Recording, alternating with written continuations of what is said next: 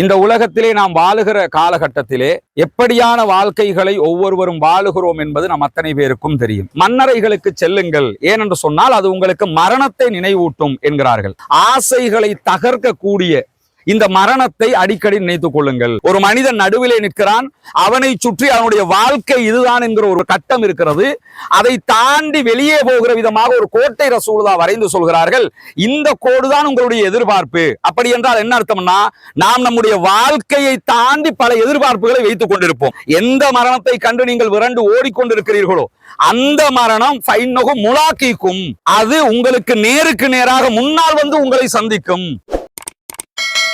அஸ்ஸலாமு அலைக்கும் வரஹ்மத்துல்லாஹி வபரகாத்துஹு. இன்னல் ஹம்தலில்லாஹ் நஹ்மதுஹு வ நஸ்தஈனுஹு வ நஸ்தக்ஃபிருஹு வ நஊது பில்லாஹி மின் ஷுரூரி அன்ஃபுஸினா வ ஸய்யிஆத்தி அமாலினா மை யஹ்திஹில்லாஹு ஃபலா முதில்ல லஹு வ மை யுத்லில் ஃபலா ஹாதிய லஹு. அஷ்ஹது அல்லா இலாஹ இல்லல்லாஹ் வ அஷ்ஹது அன்ன முஹம்மதன் அப்துஹு வ ரசூலுஹு அம்மா பஅத். எல்லா புகழும் புகழ்ச்சியும் அல்லாஹ் ஒருவனுக்கு, அவனுடைய அமைதியும் கருணையும் நபிகள் நாயகம் ஸல்லல்லாஹு அலைஹி வஸல்லம் அவர்கள் மீதிலும் அவர்கள் காட்டிய வழிப்படி மாத்திரம் வாழக்கூடிய அனைவரின் மீதும் உண்டாகட்டுமாக என்கிற பிரார்த்தனைகளோடு, இன்றைக்கு நமக்கு மத்தியிலே வாழ்ந்து பத்தை கழித்த ஒரு சகோதரருடைய ஜனாசாவினுடைய நல்லடக்கத்திலே நாம் எல்லாம் கலந்து கொண்டிருக்கிறோம். பொதுவாகவே தினமும் பல சந்தர்ப்பங்களில் ஜனாசா நல்லடக்கங்களில் நாம் பங்கு பெறக்கூடிய நிலைமைகள் இருக்கிறது. இந்த உலகத்திலே பிறக்கக்கூடிய யாராக இருந்தாலும் கண்டிப்பாக அவர்கள் இந்த உலகத்தை விட்டு பிரிந்தே தீருவார்கள் என்பது உலகத்தினுடைய நியதியாக இறைவன் ஆக்கி வைத்திருக்கக்கூடிய ஒன்றாகவும் இருக்கிறது. நபிகள் நாயகம் ஸல்லல்லாஹு அலைஹி வஸல்லம் அவர்களுக்கு இறக்கி அருளப்பட்ட திருமறை குர்ஆனிலே அல்லாஹு தஆலா பேசுகிற போது,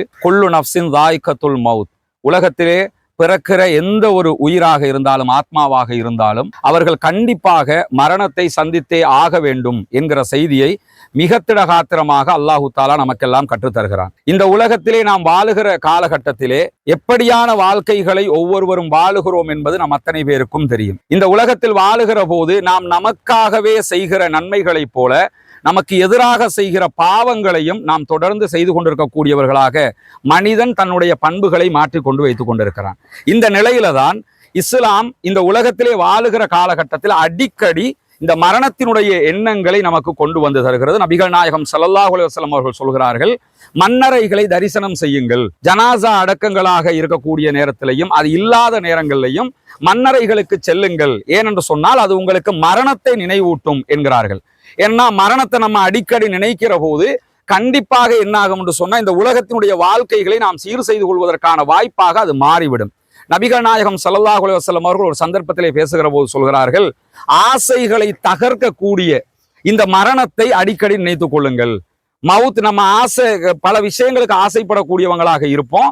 இருக்கிற நேரங்கள்ல எல்லாமே மரணம் நினைவுக்கு வருகிற போது அந்த ஆசைகள் எல்லாம் தவிடுபொடியாக மாறிவிடும். ஒரு சந்தர்ப்பத்திலே நபிகள் நாயகம் ஸல்லல்லாஹு அலைஹி வஸல்லம் அவர்கள் சஹாபாக்களுக்கு மத்தியிலே பேசுகிற போது ஒரு சதுர வடிவத்திலான ஒரு வரைதலை வரைகிறார்கள். ஒரு சதுரத்தை ரசூலுல்லாஹி ஸல்லல்லாஹு அலைஹி வஸல்லம் அவங்க வரைகிறாங்க. சஹீஹுல் புகாரிலே வரக்கூடிய நபிமொழியாக இருக்கிறது. அந்த சதுரத்துக்குள்ள சரியாக சென்ட்ரல் பாயிண்ட்ல இருந்து நபிகள் நாயகம் ஸல்லல்லாஹு அலைஹி வஸல்லம் அவர்கள் வெளியில ஒரு கோட்டை வரைகிறார்கள். வரைந்ததற்கு பிறகு அதே நடு இடத்துல இருந்து உள்ளுக்குள்ள அந்த சதுரத்தை நோக்கி நிறைய சின்ன சின்ன கோடுகளை எல்லாம் வரைகிறார்கள். வரைந்து விட்டு அல்லாஹ்வுடைய தூதர் ஸல்லல்லாஹு அலைஹி வஸல்லம் அவர்கள் சொல்கிறார்கள், நான் இப்பொழுது ஒரு சதுரத்தை வரைந்திருக்கிறேன், அதிலிருந்து நேராக வெளியிலே ஒரு கோட்டை வரைந்திருக்கிறேன், உள்ளுக்குள்ள நிறைய கோடுகளை வரைந்திருக்கிறேன். இதுல நடுவுல எந்த பாயிண்ட்ல இருந்து ஆரம்பிச்சிருக்கிறோமோ அந்த இடம்தான் ஒரு மனிதனாக இருக்கிறான். இந்த உலகத்தை ரசூலுல்லாஹ் மிக அழகாக சஹாபாக்களுக்கு வரைஞ்சி காட்டிடுறாங்க. ஒரு சதுரத்துக்குள்ள இருக்கக்கூடிய கரெக்டான சென்ட்ரல் பாயிண்ட் எது இருக்குமோ அந்த இடம்தான் மனிதனாக இருக்கிறான். இதே நேரத்தில் அவனை சுற்றி இருக்கக்கூடிய அந்த சதுரத்தினுடைய அந்த கட்டம் தான் அவனுடைய வாழ்க்கை லைஃபாக இருக்கிறது. நடுவுல இருந்து வெளியாக நான் வரைந்திருக்கக்கூடிய இந்த கோடுதான் அவனுடைய எதிர்பார்ப்புகளாக இருக்கிறது. ஒரு மனிதன் நடுவிலே நிற்கிறான், அவனை சுற்றி அவனுடைய வாழ்க்கை இதுதான் என்கிற ஒரு கட்டம் இருக்கிறது. அதை தாண்டி வெளியே போகிற விதமாக ஒரு கோட்டை ரசூலுல்லாஹ் வரைந்து சொல்கிறார்கள், இந்த கோடுதான் உங்களுடைய எதிர்பார்ப்பு. அப்படி என்றால் என்ன அர்த்தம்னா, நாம் நம்முடைய வாழ்க்கையை தாண்டி பல எதிர்பார்ப்புகளை வைத்துக் கொண்டிருப்போம். அதுதான் மனிதனுடைய இயல்பாக இருக்கிறது. ஏன்னா எல்லா கோட்டையும் உள்ள வரைஞ்ச ரசூலுல்லாஹ் எதிர்பார்ப்பு என்கிற கோட்டை மாத்திரம் வெளியே போகிற வரைக்கும் வரைந்து காட்டுகிறார்கள். வரைந்து காட்டிவிட்டு சொல்கிறார்கள், நான் உள்ள வரைஞ்சிருக்கிற இந்த சின்ன கோடுகள் எல்லாம் நீங்கள் சந்திக்கிற சோதனைகள். இந்த உலக வாழ்க்கையில நிறைய சோதனைகளை சந்திப்பீங்க. சில சோதனைகள் உங்களை ஆட்கொள்ளும், சில சோதனைகளில் தப்பித்து விடுவீர்கள். ஒன்றில் நீங்கள் ஆட்கொள்ளப்பட்டு இன்னொன்றில் தப்பித்துக் கொண்டாலும் மாறி மாறி நீங்கள் தப்பித்துக் கொண்டு வந்தாலும் மரணம் என்கிற சோதனையை நீங்கள் சந்தித்தே தீர்வீர்கள் என்கிறார்கள் அல்லாஹ்வுடைய தூதர் ஸல்லல்லாஹு அலைஹி வஸல்லம் அவர்கள். எனவே மரணம் என்கிற இந்த சோதனை நாம் தவிர்த்து கொள்ள முடியாத ஒன்றாக இருக்கிறது. திருமறை குர்ஆன் மரணத்தை போது மிக அழகாக ஒரு செய்தியை சொல்கிறது. எந்த மரணத்தை கண்டு நீங்கள் விரண்டு ஓடிக்கொண்டிருக்கிறீர்களோ அந்த மரணம் ஃபைன்னஹு முலாக்கிக்கும், அது உங்களுக்கு நேருக்கு நேராக முன்னால் வந்து உங்களை சந்திக்கும். பொதுவாக நம்மை ஒருவர் துரத்தி வந்தால் நம்ம முன்னாடி ஓடுவோம், பின்னாடி தான் அவர் துரத்திக்கிட்டு வருவார். மரணத்தை பற்றி இறைவன் சொல்லும் போது நீங்க விரண்டு ஓடிக்கிட்டு இருக்கிறீங்க, விரண்டு ஓடும் போது மரணம் உங்களுக்கு பின்னாடி வருதுன்னு நீங்க நினைச்சிடக்கூடாது. அது உங்களுக்கு முன்னால் வந்து நின்று நேரடியாக நேருக்கு நேர் உங்களை சந்திக்கும் என்கிறார்கள். அல்லாஹ்வுடைய தூதர் ஸல்லல்லாஹு அலைஹி வஸல்லம் அவர்கள் மிக அழகாக இதை தெளிவுபடுத்தும் போது இன்னொரு செய்தியிலே சொல்லுகிறார்கள், மன் அஹப்ப லிகா அல்லாஹ், யார் அல்லாஹ்வை சந்திக்க விரும்புகிறானோ அஹப்பல்லாஹு லிகாஹு, அவனை சந்திப்பதற்கு அல்லாஹ்வும் விரும்புகிறான். மன் கரிஹ லிகா அல்லாஹ், யார் அல்லாஹ்வை சந்திப்பதற்கு வெறுக்கிறானோ அவனை சந்திக்க அல்லாஹ்வும் வெறுக்கிறான். உடனே அன்னை ஆயிஷா சித்திகா ரலியல்லாஹு அன்ஹா கேட்கிறாங்க, யா ரசூலல்லாஹ், யாராவது மரணிப்பதற்கு விரும்புவார்களா? அல்லாஹ்வை சந்திக்கணும்னா மௌத்தா போனா தான் சந்திக்க முடியும், யாராவது மௌத்தாகிறதுக்கு விரும்புவாங்களா என்று சொல்லும் போது ஆயிஷா, நான் சொன்னது அதை பற்றியது அல்ல, உடனே எல்லாரும் மௌத்தாகி போங்கிறத பத்தி நான் சொல்லல.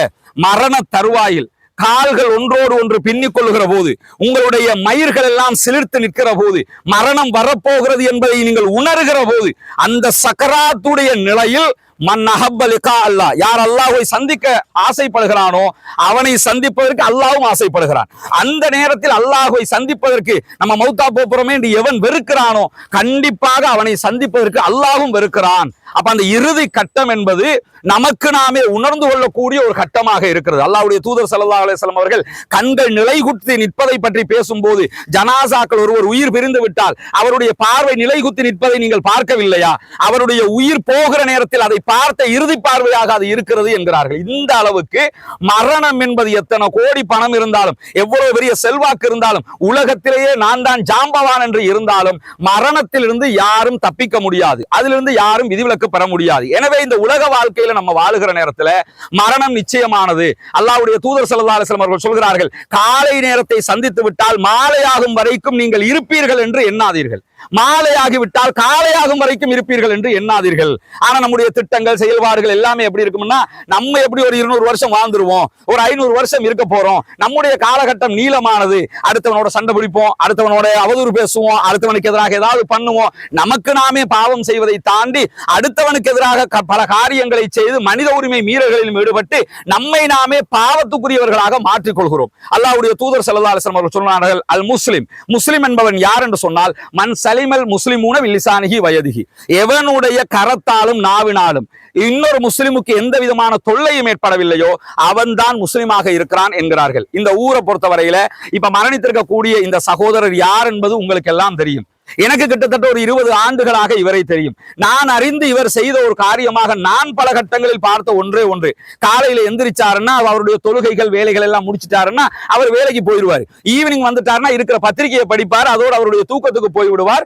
கடந்த 20 ஆண்டுகளாக நான் அவரை அப்படித்தான் பார்த்திருக்கிறேன். இன்னொருவருடைய தொல்லைக்கு அவர் போனது கிடையாது, இன்னொருவரை பற்றி அவர் பேசியது கிடையாது. பல சந்தர்ப்பங்களில் பேசுகிற நேரங்கள் எல்லாம் இந்த உம்மத்தை பற்றிய கவலை அவருக்கு இருந்தது, இந்த சமூகத்தை பற்றி பேசக்கூடியவராக இருந்தார்.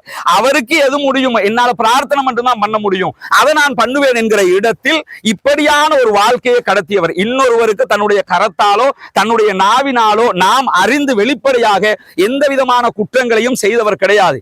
ஏற்கனவே அவருடைய பிள்ளைகள் சொன்னதை போல அவர் அப்படியான ஏதாவது ஒன்று செய்திருந்தார் இருந்தால் கூட அப்படி செய்யப்பட்டவர்கள் தயவு செய்து அவரை மன்னித்து, அவருடைய வாழ்க்கை உலக வாழ்க்கை முடிந்து விட்டது, மன்னித்து அவருக்காக வேண்டி இறைவனிடத்தில் பாவமன்னிப்பு கேட்கிற காரியத்தை நாம் செய்தோம் என்றால் கண்டிப்பாக மறுமையினுடைய வாழ்க்கையில் அவர் வெற்றி பெற்று விடுவார். இந்த உலகத்துல வாழும் போது நம்மளோட இருக்கிற போது நல்ல மனிதராக, அன்பானவராக, பண்பானவராக செயல்பாட்டுகளிலே அவருடைய வாழ்க்கையை அவர் காட்டி இருக்கிறார். எனவே நம்முடைய வாழ்க்கைகளையும் எந்த சந்தர்ப்பத்திலும் இன்னொருவருக்கு தொல்லை இல்லாத இஸ்லாமிய மார்க்கம் காட்டிய அடிப்படையில குர்ஆனையும் நபிகள் நாயகம் ஸல்லல்லாஹு அலைஹி வஸல்லம் அவருடைய வாழ்க்கையை மாத்திரம் எடுத்து நடக்கக்கூடியவர்களாக நம்முடைய வாழ்க்கையை நாமே மாற்றிக்கொள்வோமாக. வாஹிர் தஅவானா அல்ஹம்துலில்லாஹி ரப்பில் ஆலமீன்.